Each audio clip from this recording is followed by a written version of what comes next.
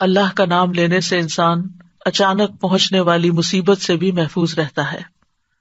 عثمان بن عفان کہتے ہیں، میں نے رسول اللہ صلی اللہ علیہ وسلم سے سنا، آپ فرماتے تھے، جس نے شام کو 3 بار یہ دعا پڑھ لی اسے صبح تک کوئی اچانک مصیبت نہیں آئے گی، کوئی اچانک مصیبت نہیں آئے گی۔ یعنی اس کا مطلب نہیں کہ دوسری آ جائے گی، یعنی ایک دم کسی قسم کی پریشانی اس کو لاحق نہیں ہوگی۔ اور وہ دعا ہے، بسم اللہ الذی لا یضر مع اسمہ شیء فی الارض ولا فی السماء وہو السمیع العلیم۔ اللہ کے نام سے، وہ ذات کہ اس کے نام سے کوئی چیز زمین میں ہو یا آسمان میں نقصان نہیں دے سکتی، اور وہ خوب سنتا ہے اور خوب جانتا ہے۔ اور جس نے صبح کے وقت یہ دعا پڑھ لی اسے شام تک کوئی اچانک مصیبت نہیں آئے گی، اور جب شام کو کوئی پڑھ لے تو صبح تک اس کو پریشانی نہیں ہوگی۔ اسی طرح اگر انسان بسم اللہ نہیں پڑھتا تو یاد رکھیے کہ بسم اللہ نہ پڑھنے کا نقصان یہ ہے، ابن عباس کہتے ہیں کہ ابلیس نے اللہ تعالیٰ سے کہا کہ تو نے اپنی ساری مخلوق کا رزق واضح کر دیا ہے، میرا رزق کس میں ہے؟ تو اللہ تعالیٰ نے فرمایا، ہر اس چیز میں جس پر میرا نام نہ لیا جائے۔ تو گویا جس چیز پر ہم اللہ کا نام نہیں لیتے وہ رزق پھر شیطان کے حصے میں چلا جاتا ہے، گویا ہم اپنے دشمن ہی کو فیڈ کرتے ہیں۔ قیامت کے دن بھی اللہ کے نام سے وزنی کوئی چیز نہ ہوگی۔ پھر اسی طرح یعنی اس دعا کے پڑھنے کے مواقع کون کون سے ہیں؟ نمبر 1، ہر کام شروع کرنے سے پہلے، تاکہ اس میں برکت اور مدد حاصل ہو، اس کے اندر قبولیت ہو، ہمیں اخلاص نصیب ہو۔ پھر خاص طور پر کھانا کھانے سے پہلے، حضرت عائشہ کہتی ہیں کہ رسول اللہ صلی اللہ علیہ وسلم نے فرمایا، جب تم میں سے کوئی کھانا کھانے لگے تو چاہیے کہ اللہ تعالیٰ کا نام لے، پھر اگر شروع میں اللہ تعالیٰ کا نام لینا بھول جائے تو چاہیے کہ یوں کہے، بسم اللہ اولہ و آخرہ، اللہ کے نام سے اس کھانے کے شروع میں اور آخر میں بھی۔ پھر اسی طرح لباس اتارتے وقت بسم اللہ پڑھنی چاہیے۔ انس رضی اللہ عنہ سے روایت ہے کہ نبی صلی اللہ علیہ وسلم نے فرمایا، جنوں کی آنکھوں اور بنی آدم کی شرمگاہوں کا پردہ یہ ہے کہ جب ان میں سے کوئی اپنے کپڑے اتارے تو بسم اللہ پڑھ لے، یعنی اتارنے سے پہلے پڑھ لے، تو جن اور شیاطین کی نظر نہیں لگتی۔ اسی طرح جب آپ بچوں کو کپڑے تبدیل کروا رہے ہوں تو اس وقت بھی بسم اللہ پڑھ لیں۔ اسی طرح بیت الخلاء جاتے وقت یعنی اندر پاؤں رکھنے سے پہلے بسم اللہ پڑھ کے دروازہ کھولیں۔ حضرت علی رضی اللہ عنہ روایت کرتے ہیں، کہتے ہیں کہ رسول اللہ صلی اللہ علیہ وسلم نے فرمایا، جنوں کی آنکھوں اور بنی آدم کی شرمگاہوں کا پردہ یہ ہے کہ جب ان میں سے کوئی بیت الخلاء جائے تو بسم اللہ پڑھ لے، کیونکہ جب انسان ننگا ہوتا ہے تو حفاظت کے فرشتے اس سے دور چلے جاتے ہیں۔ تو اس وقت حفاظت پھر کس سے حاصل ہوگی؟ جب آپ واش روم میں جانے سے پہلے بسم اللہ پڑھ کے پھر داخل ہوں گے۔ اسی طرح وضو سے پہلے ابو ہریرہ کہتے ہیں کہ رسول اللہ صلی اللہ علیہ وسلم نے فرمایا، لا صلاۃ لمن لا وضوء لہ ولا وضوء لمن لم یذکر اسم اللہ تعالی علیہ، کہ جس کا وضو نہیں اس کی نماز نہیں، اور جو شخص وضو کے شروع میں اللہ تعالیٰ کا نام نہ لے اس کا وضو نہیں۔ اب یہاں پر بعض لوگوں کو یہ پریشانی ہوتی ہے کہ ہم واش روم میں کھڑے ہوتے ہیں، وہیں سنک ہے، وہیں کموڈ ہے، تو پھر ہم بسم اللہ کس طرح پڑھیں؟ اس کے ایک تو یہ ہے کہ جب آپ وضو کی نیت سے جا رہے ہیں تو اندر داخل ہونے سے پہلے ہی پڑھ لیں اور جا کے ٹیپ کھول لیں اور اپنا وضو شروع کر دیں۔ دوسرا یہ ہے کہ آپ دل میں پڑھ لیں، لیکن اگر کوئی بھول گیا ہے تو جس وقت یاد آئے یعنی وضو کے دوران اس وقت بھی پڑھ سکتا ہے۔ پھر اسی طرح پڑھنا ہی بھول گیا تو اس کا کیا مطلب؟ وضو ہوا ہی نہیں سرے سے، یا پھر یہ کہ اس کی اگر وضو نہیں ہوا تو کیا نماز ہی نہیں ہوئی؟ نہیں، اس کا مطلب یہ کہ اس کا وضو کامل نہیں ہوا۔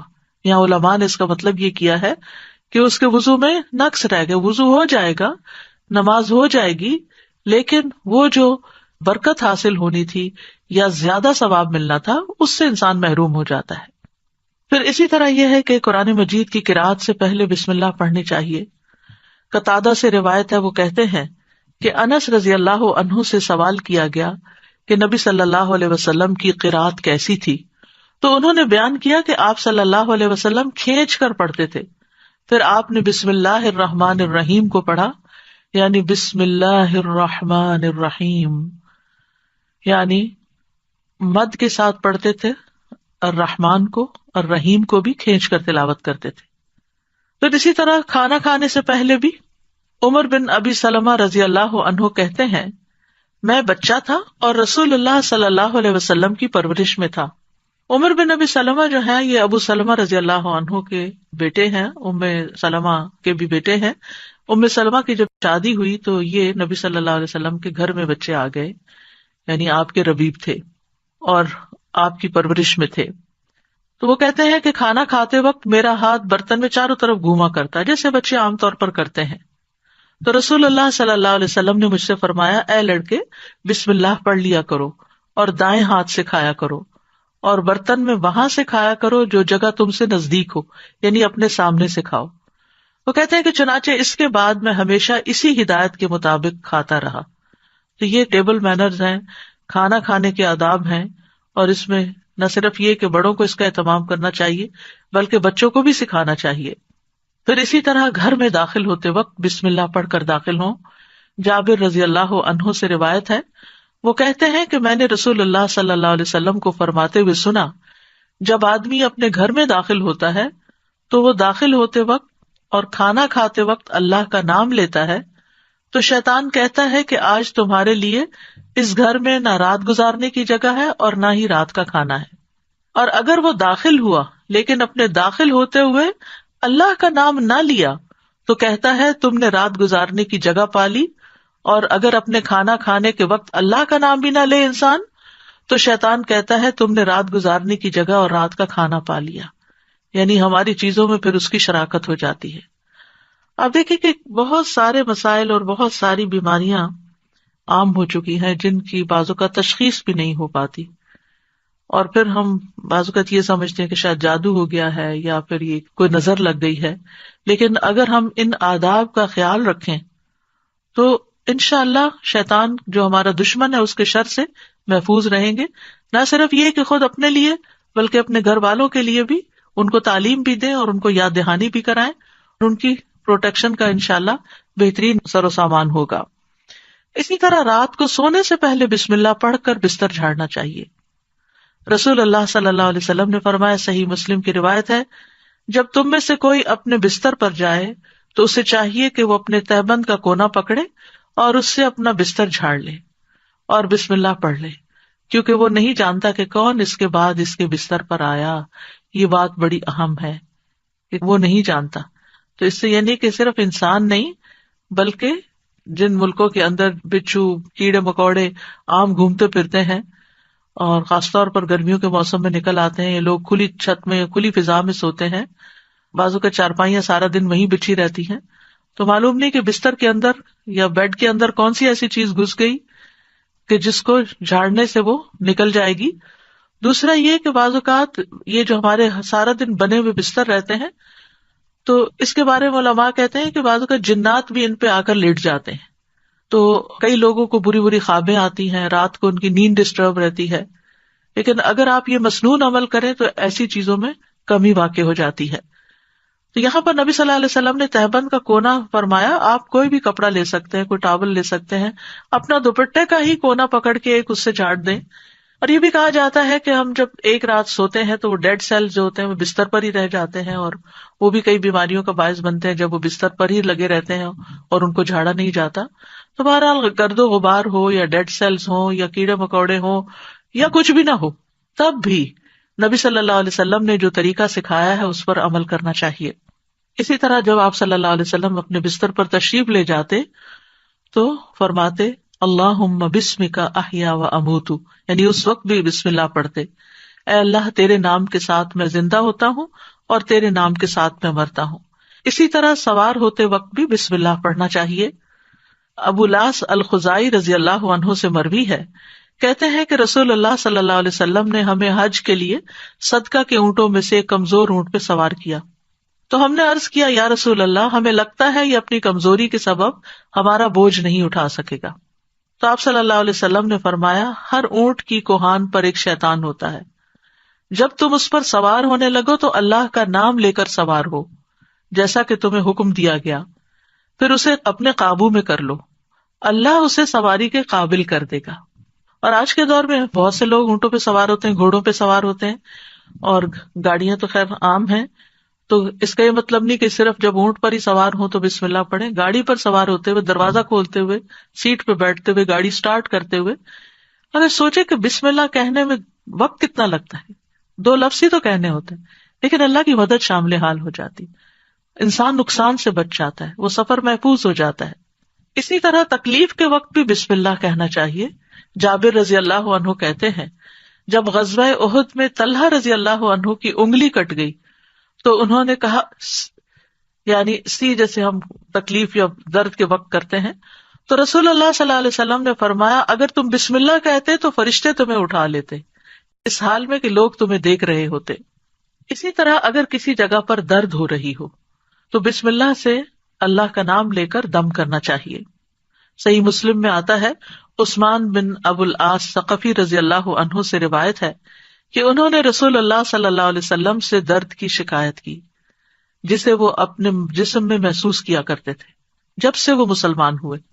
تو رسول اللہ صلی اللہ علیہ وسلم نے ان سے فرمایا اپنا ہاتھ اس جگہ رکھو جہاں تم اپنے جسم سے درد محسوس کرتے ہو اور 3 بار بسم اللہ کہو. یہاں اس حدیث سے یہ پتہ چلتا ہے کہ جہاں شدت زیادہ ہو تکلیف وغیرہ کی وہاں بسم اللہ کو ریپیٹ بھی کیا جا سکتا ہے. 3 مرتبہ بسم اللہ کہو اور 7 مرتبہ یہ پڑھو اعوذ باللہ وقدرتہ من شر ما اجد واحاذر، میں اللہ کی ذات اور اس کی قدرت سے ہر اس چیز سے پناہ مانگتا ہوں جسے میں محسوس کرتا ہوں اور جس سے میں خوف کرتا ہوں.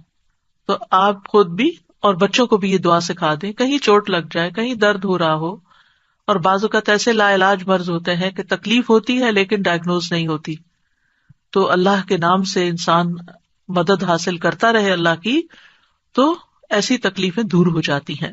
اور پورے یقین کے ساتھ یہ کرنا چاہیے، اور وہ تمام چیزیں جو نبی صلی اللہ علیہ وسلم نے سکھائی وہ سنت زندہ بھی کرنی چاہیے، اور یہ یقین رکھتے ہوئے کہ یہ سب کچھ وحی کے ذریعے آپ کو بتایا گیا تھا. یعنی آپ نے اپنی خواہش نفس سے یہ باتیں نہیں سکھائیں یا کوئی تیر تکے سے نہیں بتائیں، بلکہ آپ کو سکھائی گئی تھی. اسی طرح ہم دیکھتے ہیں کہ جب آپ بیمار ہوئے تو جبریل علیہ السلام آپ کی خدمت میں تشریف لائے اور فرمایا اے محمد آپ بیمار ہو گئے ہیں؟ آپ صلی اللہ علیہ وسلم نے فرمایا ہاں. جبریل علیہ السلام نے فرمایا بسم اللہ ارقیک من کل شیء یؤذیک من شر کل نفس او عین او حاسد اللہ یشفیک بسم اللہ ارقیک. اور یوں بھی روایت میں آتا ہے او عین حاسد اللہ یشفیک بسم اللہ ارقیک. میں آپ کو اللہ کے نام سے دم کرتا ہوں، آپ کو تکلیف دینے والی ہر چیز سے، ہر جان یا ہر آنکھ یا حاسد کے شر سے اللہ آپ کو شفا دے، میں آپ کو اللہ کے نام سے دم کرتا ہوں. تو اس میں آپ دیکھیے کہ ہر تکلیف دینے والی چیز سے، بعض اوقات انسان کھانا ہی ایسا کھا لیتا ہے کہ جس سے بیمار پڑ جاتا ہے، یا کوئی ایسا خواب دیکھ لیتا ہے کہ جس کو پریشان کرتا ہے، اسٹریس میں ڈال دیتا ہے اور اس سے انسان بیمار ہو جاتا ہے. یا اسی طرح بعض لوگوں کی نظر لگ جاتی ہے، بعض لوگوں کا حسد ہوتا ہے. تو ان سب بیماریوں کو جو ہم جانتے ہیں اور جن کی روٹ کاز ہمیں معلوم ہی نہیں، ان سب کے لیے بھی بہترین دم ہے جو جبریل علیہ السلام نے خود نبی صلی اللہ علیہ وسلم پر کیا. تو اس لیے ان چھوٹی چھوٹی دعاؤں کو ہمیں یاد کر لینا چاہیے. اگر یاد کرنے میں مشکل ہوتی ہے، بعض لوگوں کا حافظہ کمزور ہوتا ہے، تو پھر یہ رقیہ آپ لکھ کے بھی اپنے پاس رکھ سکتے ہیں اور اپنے گھر والوں کو، اپنے پیاروں کو خود دم کر سکتے ہیں. اسی طرح آپ دیکھیے کہ ہم بستری کے وقت بھی بسم اللہ کا حکم ہے. یعنی اس سے یہ پتہ چلتا ہے کہ چاہے آپ نماز پڑھ رہے ہیں یا قرآن پڑھ رہے ہیں یا پھر عین دنیا کے کوئی کام کر رہے ہیں، تو آپ بسم اللہ سے ان کا آغاز کریں. ابن عباس کہتے ہیں، اور وہ اس حدیث کو نبی صلی اللہ علیہ وسلم تک پہنچاتے ہیں کہ آپ نے فرمایا جب تم میں سے کوئی اپنی بیوی کے پاس آئے تو کہے بسم اللہ اللہم جنبنا الشیطان وجنب الشیطان ما رزقتنا. اللہ کے نام کے ساتھ اے اللہ ہمیں شیطان سے بچا اور شیطان کو اس چیز سے دور رکھ جو اس کے نتیجے میں تو ہمیں عطا فرمائے. یہ دعا پڑھنے کے بعد میاں بیوی کو جو اولاد ملے گی اسے شیطان نقصان نہیں پہنچا سکتا. یعنی اتنا فائدہ ہے اس دعا کا. یعنی عین اس وقت بھی اللہ کے نام کو، اللہ کی یاد کو نہیں بھولنا چاہیے. پھر اسی طرح جانور ذبح کرتے وقت قرآن مجید میں آتا ہے وَالْبُدْنَ جَعَلْنَاهَا لَكُم مِّن شَعَائِرِ اللَّهِ لَكُم فِيهَا خَيْرٌ فَاذْكُرُوا اسْمَ اللَّهِ عَلَيْهَا صَوَافَّ، اور قربانی کے بڑے جانور ہم نے انہیں تمہارے لیے اللہ کی نشانیوں سے بنایا، یعنی اللہ کی نشانیاں ہیں، تمہارے لیے ان میں بڑی خیر ہے، سو ان پر اللہ کا نام لو، اس حال میں کہ گھٹنا بندھے کھڑے ہوں، یعنی اونٹوں پر۔ اس کا مطلب نہیں کہ صرف اونٹوں پر، بلکہ آپ صلی اللہ علیہ وسلم نے ایک مرتبہ سینگوں والے مینڈوں کی قربانی دی تو آپ اپنے ہاتھ سے انہیں ذبح کر رہے تھے، اور حضرت انس کہتے ہیں کہ میں نے دیکھا آپ نے ان کے رخسار پر قدم رکھا ہوا تھا، آپ نے بسم اللہ پڑھی اور تکبیر کہی، بسم اللہ اللہ اکبر۔ اسی طرح خط کے آغاز میں میت کو دفناتے وقت ابن عمر رضی اللہ عنہ سے مروی ہے کہ نبی صلی اللہ علیہ وسلم جب میت کو قبر میں اتارتے تو فرماتے بسم اللہ وعلی سنت رسول اللہ، اللہ کے نام سے اور رسول اللہ صلی اللہ علیہ وسلم کے طریقے پر۔ گویا آغاز بھی اللہ کے نام سے اور زندگی کا آخری مرحلہ بھی اللہ کے نام سے۔ تو کرنے کے کام یہ ہیں کہ ہر کام شروع کرنے سے پہلے اللہ کا نام لیں، تاکہ آغاز اچھا ہو تو انجام بھی اچھا ہو۔ شروع میں لینا بھول جائیں تو جب یاد آئے تو بسم اللہ پڑھ لیں۔ مثلاً بعض اوقات ہم بہت مصروف ہوتے ہیں یا بہت شدید بھوک لگی ہوتی ہے تو ایک دم ہم کھانے پہ جیسے ٹوٹ پڑتے ہیں اور بسم اللہ نہیں پڑھتے، حالانکہ جب کھانا لگ جاتا ہے تو گھر کا بڑا جو ہے وہ کہتا ہے بسم اللہ، یعنی شروع کیجیے۔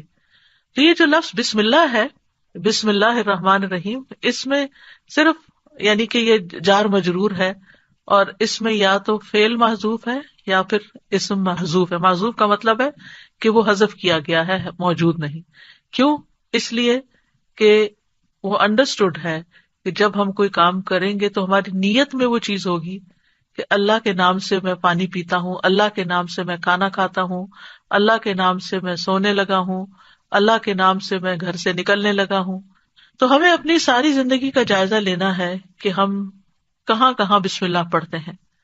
آپ دیکھیے کہ اسلامک کلچر میں تو ہر موقع پر، یعنی جب کوئی کام نہیں کہا جاتا، آپ کے بھی دل میں ہوتا ہے دوسرے کے بھی، تو آپ صرف بسم اللہ کہہ کے اس کو سمجھا دیتے۔ مثلا آپ کے گھر کی بیل بجتی، آپ دروازہ کھولتے ہیں، آپ کا کوئی دوست کھڑا ہوتا ہے تو آپ کہتے ہیں بسم اللہ۔ آپ یہ نہیں کہتے اندر داخل ہو جاؤ، یہ نہیں بولتے، آپ کہتے بسم اللہ۔ آپ اس کو بٹھاتے ہیں، وہ آپ کے لیے کوئی گفٹ لایا ہوتا ہے تو آپ کو کہتے بسم اللہ، یہ آپ کے لیے ہے، یعنی پورا جملہ بھی نہیں بولتے، صرف بسم اللہ۔ پھر اسے آپ اس کو کھانے پہ بٹھاتے ہیں، کھانا پیش کرتے ہیں تو کہتے ہیں بسم اللہ۔ ہاتھ دھلانے کے لیے جاتے ہیں تو کہتے ہیں بسم اللہ۔ یعنی بسم اللہ ایسے لفظ ہیں کہ جو ہماری ساری ما فی الضمیر کو بیان کر دیتے ہیں، اور کہنے والا بھی جانتا ہے کہ وہ اللہ کا نام کیوں لے رہا ہے، اور سننے والا بھی سن رہا ہوتا ہے کہ اللہ کا نام کیوں لیا جا رہا ہے یہاں۔ تو اس لیے ہر کام شروع کرنے سے پہلے اس میں ایکشن جو ہے وہ ہڈن ہے، وہ دل میں ہے آپ کے، لیکن بس اللہ کا نام لینا برکت کا باعث ہوگا۔ تو اللہ کے نام کی برکتیں حاصل کریں، حسرتوں سے بچیں۔ یعنی آپ بیٹھنے لگے ہیں کہیں تو بسم اللہ پڑھ کے بیٹھ جائیں، وہاں سے اٹھنے لگے ہیں تو بسم اللہ پڑھ لیں، اپنی یہ عادت بنا لیں۔ اور بچوں کے سامنے ذرا اونچی آواز سے بسم اللہ کہیں تاکہ وہ سنیں اور بار بار سنتے رہیں۔ مجھے یاد ہے بچپن میں جب کوئی بچہ گر جاتا تھا تو ہماری پھوپھی ہمارے ساتھ رہتی تھی، تو اس وقت بھی بسم اللہ پڑھتے، پھر اٹھاتے ہوئے، پھر اس چوٹ کو سہلاتے ہوئے، یعنی ہر دوسرے کام میں بسم اللہ بسم اللہ۔ بچوں کو دودھ پلاتے ہوئے، بچوں کو اٹھاتے ہوئے، ان کو چینج کرتے ہوئے، تو یعنی بسم اللہ ہماری گھٹی میں پڑ جانی چاہیے کہ ہم کوئی کام اللہ کی یاد کے بغیر نہ کریں۔ جس سے انسان کو محبت ہوتی ہے وہ اس کے دل میں رہتا ہے اور اس کو ہمیشہ وہ یاد کرتا رہتا ہے۔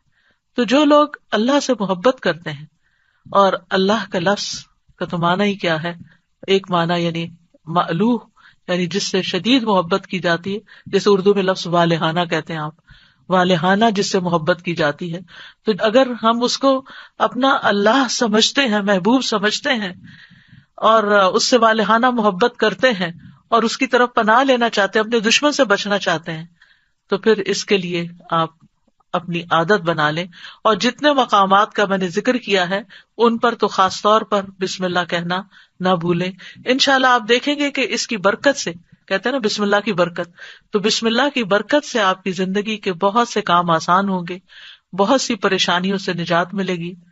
تو آئیے ایک دفعہ ہم خوبصورت آواز میں بسم اللہ سن لیتے ہیں. بسم اللہ الرحمن الرحیم. بسم اللہ الرحمن الرحیم. بسم اللہ الرحمن الرحیم. اس کے ساتھ ہی میں آپ سے اجازت لیتی ہوں. کل انشاءاللہ اسی وقت دوسرے پارے سے ایک آیت کا انتخاب کر کے آپ کے ساتھ بات چیت ہوگی.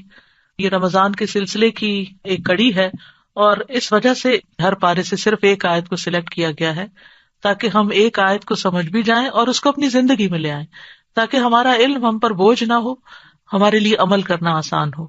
یعنی کبھی یہ روایت رہی کہ ایک دن میں ایک سپارہ پورا پڑھ لیا جائے، کبھی تیز بارش ہوتی ہے اور کبھی ایک دن میں بس ایک آیت ہی سمجھ لی جائے. تو اصل مقصد کیا ہے؟ تدبر اور عمل، کہ ہم غور و فکر بھی کریں اور اس کے ساتھ ساتھ عمل بھی کریں. وآخر دعوانا ان الحمد للہ رب العالمین. سبحانک اللہم وبحمدک، اشہد ان لا الہ الا انت، استغفرک واتوب الیک. السلام علیکم ورحمۃ اللہ.